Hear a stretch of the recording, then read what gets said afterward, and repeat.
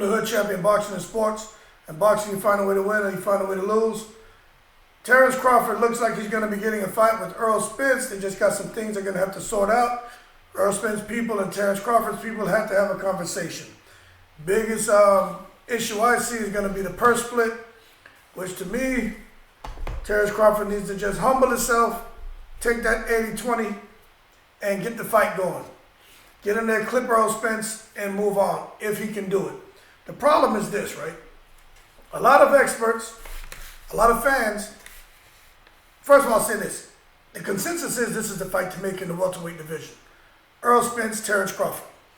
You got one guy who's extremely athletic, and Terrence Crawford.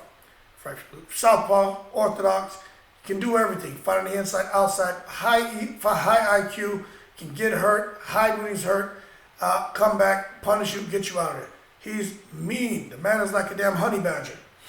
No matter how big the obstacle is, no matter how big the challenge is, he's going to find a way to win, and he's coming. He's proven that time and time again. Then you have Errol Spence.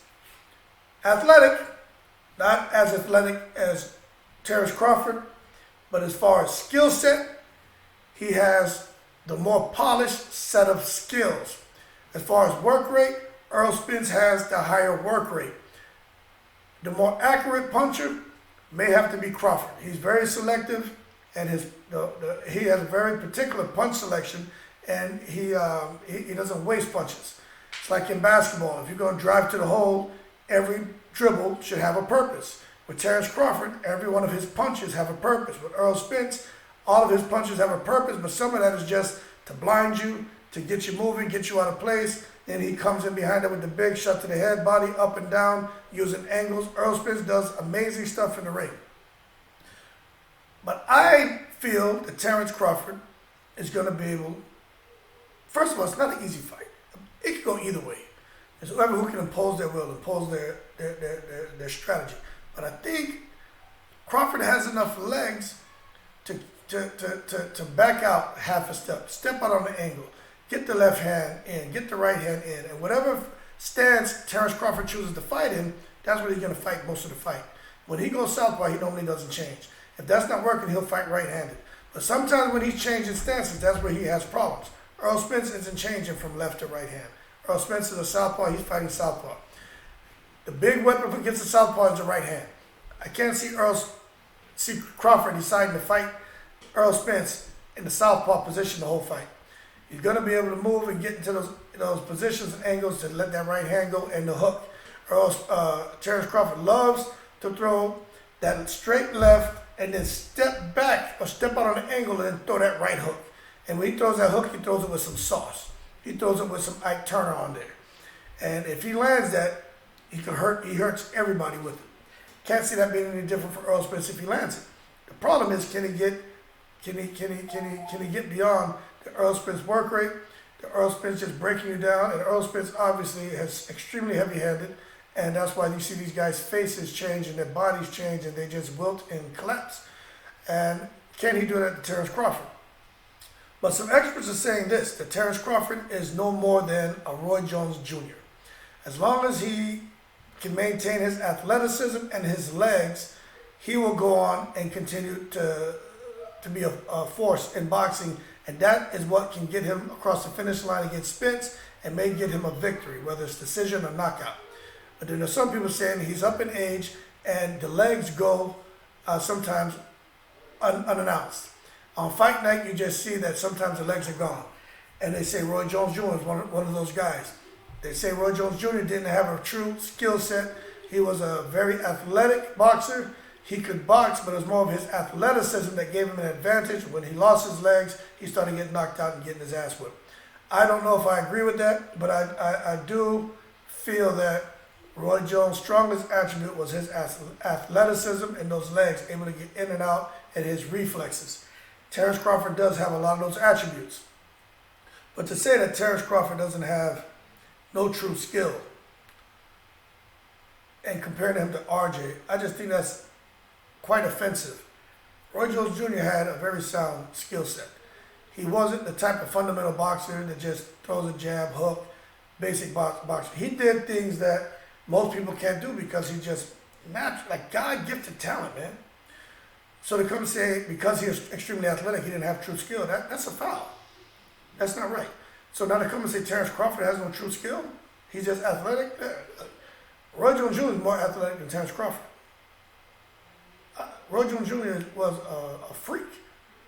And Crawford is very athletic, but he's not more athletic than Roy Jones Jr. He's not jumping around the ring and doing all the craziness like you're dancing in the ring and doing the crap like Roy Jones Jr., leaping in like a damn fighting cock. You know what I mean? Like, you can't teach that stuff. So Terrence Crawford has some sound fundamentals, so I don't know why people are saying he doesn't. Now, but I will say he does rely a lot on his legs, and he's not a guy who just comes forward just breaking you down. Like Errol Spence he's like a wrecking machine, man. The way he beats that bag in training, if you watch the video, that's how he'll beat you to the body. And he's relentless and he's nonstop. And once he gets you moving back, you look like you're giving up ground, he just pours it on even more. So we'll see what happens with Terrence Crawford and Errol Spence if they can get that fight off the ground. Have a feeling there's going to be some sticking points because there's some promotional issues with Terrence Crawford. Don't be surprised, people, listen to what I'm about to tell you.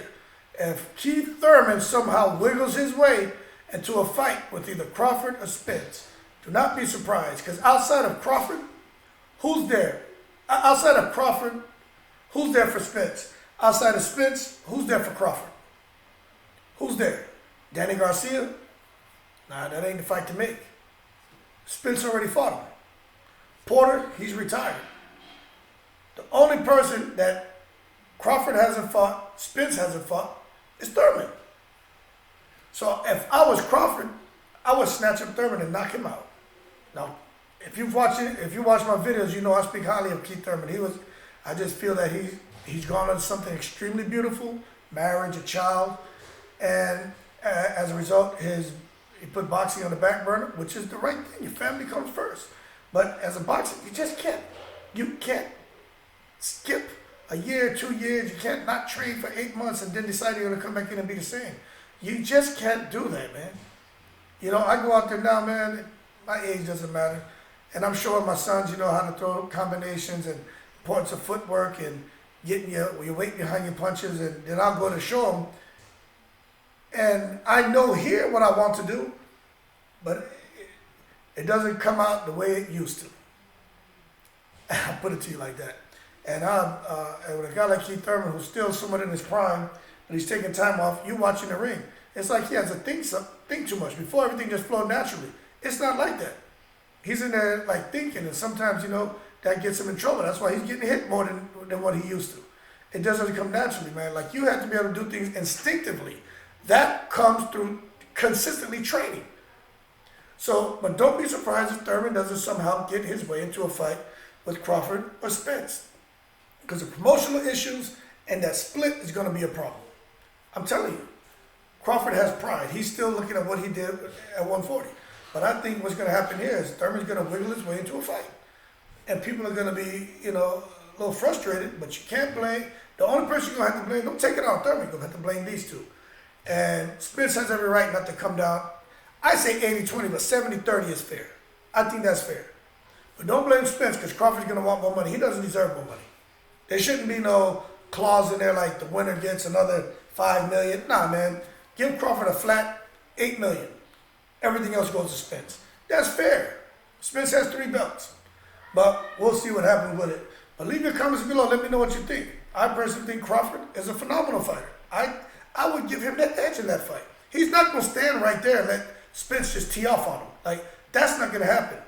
And when Spence, throws a jab or he doesn't get the hand back quick enough, Crawford's going to counter him. But the same thing, if Crawford is out there BSing and gets lazy, gets comfortable, throws a shot, because sometimes he'll throw some wide shots, Spence is going to make him pay. Very interesting fight. Both of these guys can crack. I mean, Crawford's out there deadlifting 400 pounds. Weightlifting doesn't really matter, but he's naturally strong. He's a physically strong person. Errol Spence is too, but Crawford is stronger. All the people who fight him, all the boxers say, they look at him, he just looked like a damn upside down slingshot. That's what he looks like, an upside down slingshot. Until you get in the ring and he grabs hold of you and you're like, damn, he's strong. So I think all of that's going to come into play. But Don't be surprised if Thurman wiggles his way into a fight. I'm telling you, that promotional issue and that split is going to be a problem. But let me know what you think about what Derrick James is saying. Crawford has no true skill. He's just like Roy Jones, just purely athleticism. Who has he knocked out? They talk about Spence having a better resume. I don't know about that. Maybe at welterweight, but Crawford has fought who he was able to fight while he was there with Top Rank. He didn't fight bums. He fought some guys with winning records, guys who are ranked. You can't fault him. But, Keith Thurman is definitely a different animal. He did get in there and fight Crawford, but can't really give him too much credit for that because of what Kenny Porter said about Crawford, about Sean Porter saying he wasn't prepared, he didn't train, he didn't do what he told him, and he knew it was going to happen. So Crawford really needs to get in there, in my opinion, clip Keith Thurman convincingly, but he's still not going to get credit for that because Thurman is not 100%. He needs to figure out what he wants to do. But if he's going to make the fight with Spence, he's going to have to humble himself when it comes to his purse demands. That being said, like and subscribe if you enjoyed the video. Shout out to all the veterans. You guys keep safe this Easter weekend. And as always, I'm in the breeze.